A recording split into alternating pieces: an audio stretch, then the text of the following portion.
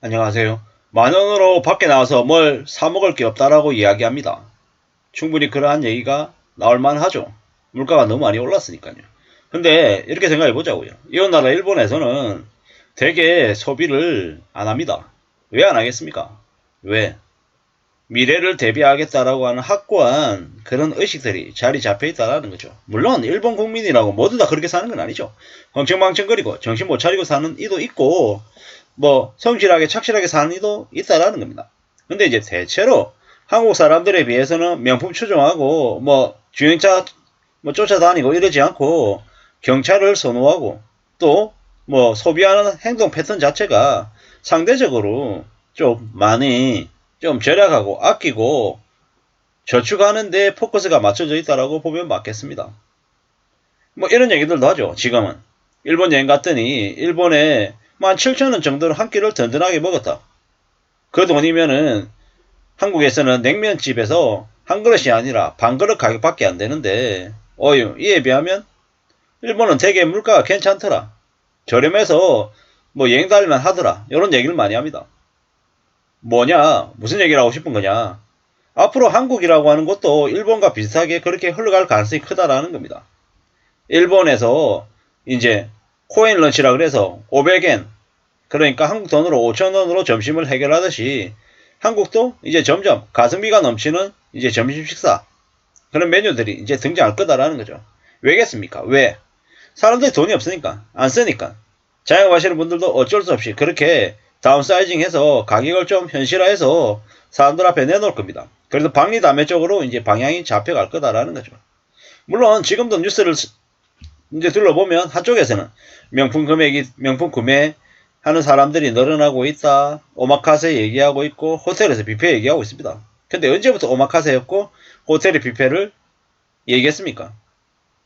뭐 물론 과거에도 지금도 앞으로도 호텔에서 비싼 커피 마시고 비싼 비빔밥 먹고 비싼 빙수 먹는 사람이 있을 겁니다.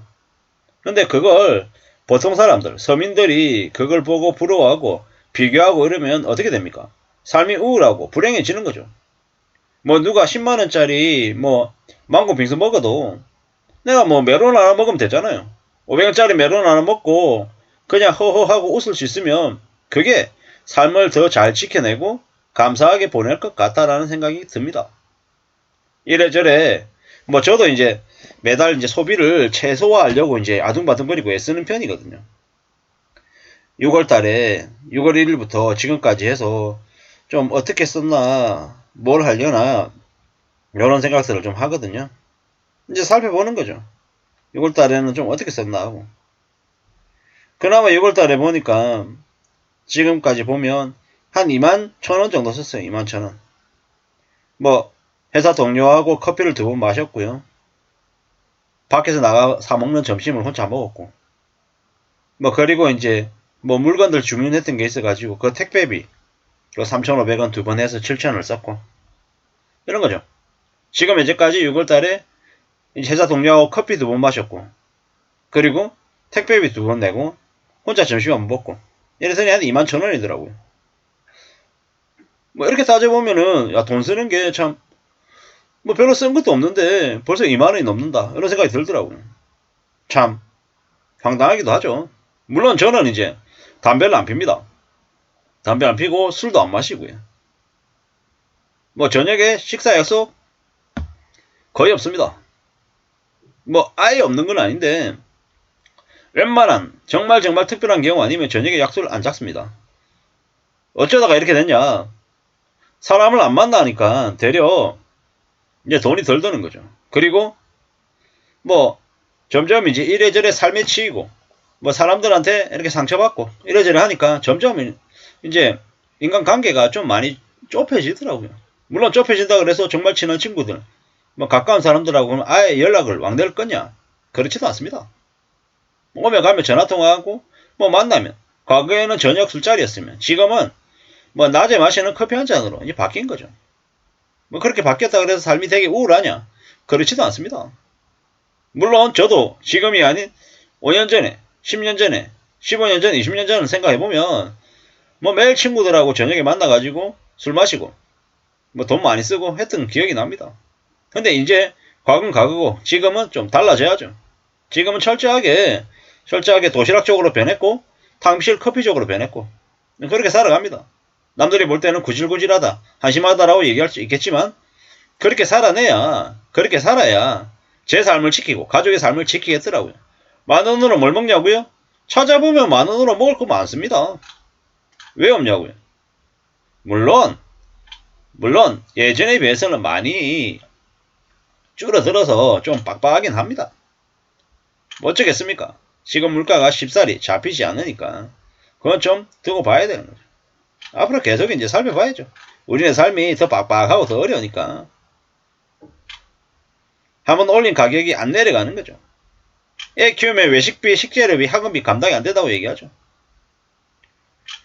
이래저래 먹고 사는 게 더 빡빡해집니다. 이 고물가가 금방 이렇게 저물가로 바뀔 것 같지는 않습니다. 최소 5년 이상 많은 이들이 무너지고 몰락하고 사람들이 소비가 이제 소득이 완전 줄어서 아예 소비 자체를 안 해서 자영업자들이 정말 지각 변동, 머리끝부터 발끝까지 완전 다 뒤집어서 변하겠다. 이런 마음이 들어야 그때쯤 해서 서서히 물가가 좀 조정이 되지 않겠냐라는 겁니다.